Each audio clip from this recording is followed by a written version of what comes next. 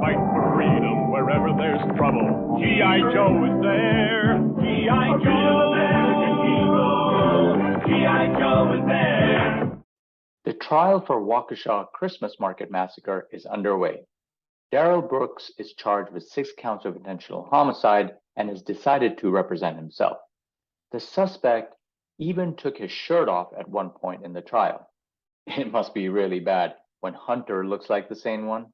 And to get hot, I got hairy legs that turn blonde in the sun. And the kids used to come up and reach in the pool and rub my leg down so it was straight, and then watch the hair come back up again. They'd look at it. So I learned about roaches. I learned about kids jumping on my lap. And I've loved kids jumping on my lap. An Iowa mom is in the news after she stripped down to a revealing outfit at a school board meeting. While some in the audience deemed her dress inappropriate, she claims that a drag queen wore the same exact outfit at a performance at the school. What was she even thinking? Only a psychopath grooming your kids is allowed to wear revealing costumes to school? Duh. If the message isn't approved by your corporate overlords, good luck with all that. Even Muslims have built up some courage and joined the school board parties. Over 100 parents protested at a Dearborn, Michigan school board meeting. The topic? Sexually explicit LGBTQ books in the library. And we were lucky enough to have our very own Jihadi Joe on site. Here he is.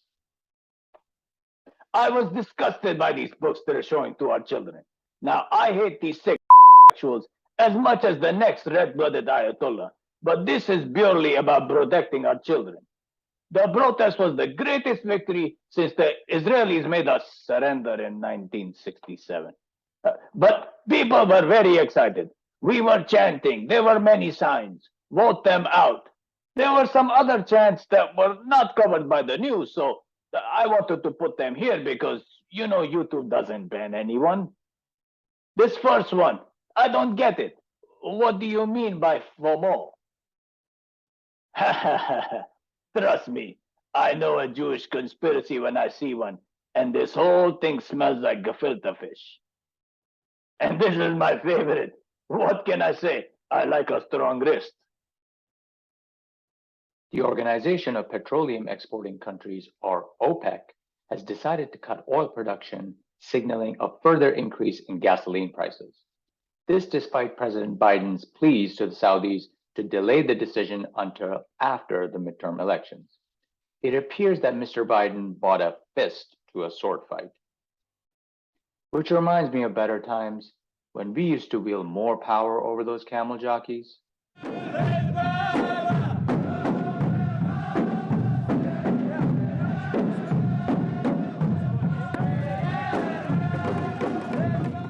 Even Bush showed off his sword skills back in the day. Those Republicans, they'll do anything to keep gas cheap. To ensure that our enemies know where our priorities are, Secretary of Defense Lloyd Austin has authorized to rename over 1,100 military bases named after Confederate generals. No wonder the Confederates lost the Civil War. Too many generals, not enough soldiers. Meanwhile, the Union Army had black dudes fighting on their side. So on the Democrat side, you had inbred Hicks versus Michael Jordan's ancestors on the Republican side. I wonder what took so long.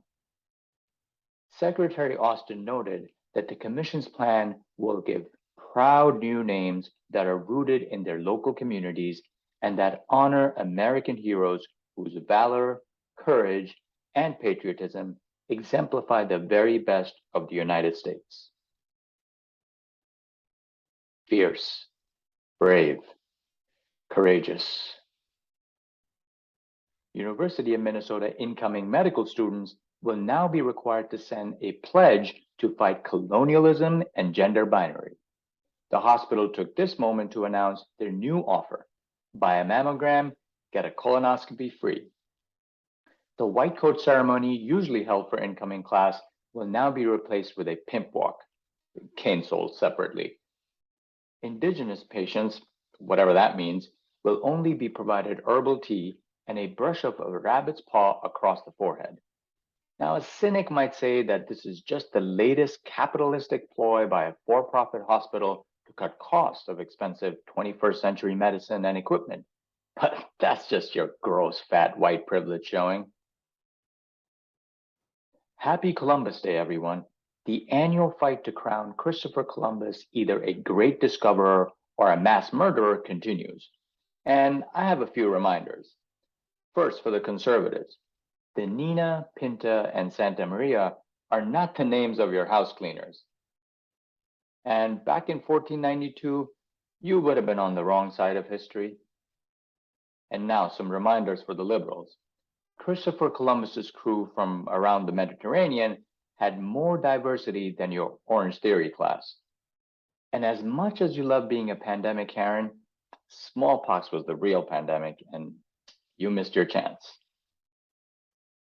Prosecutors have dropped all charges against Adnan Syed. Brother Adnan's story was featured on the popular Serial podcast. He was charged with the murder of his girlfriend, Hae Min Lee. I have a suspicion on who was behind the case to begin with. Was it Adnan's parents who just wanted him to marry a nice Pakistani girl? Uncle G would have been okay with a white girl even, but to eat rice noodle for the rest of his life? Unacceptable. Vladimir Putin has taken the kid gloves off and bombed several Ukrainian cities in response to a strategic Russian bridge that was destroyed. The attacks targeted civilian infrastructure and even knocked out the power in many areas. The Putin sure is a monster. How am I supposed to charge my electric vehicle now?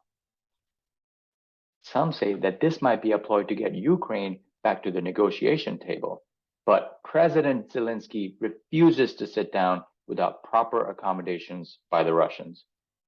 It would be the first time since April when the Ukrainians and Russians sat down in earnest after the last brokered peace deal was butchered by the Biden, like he butchers counting. Let me start off with two words. Made in America. Made in America.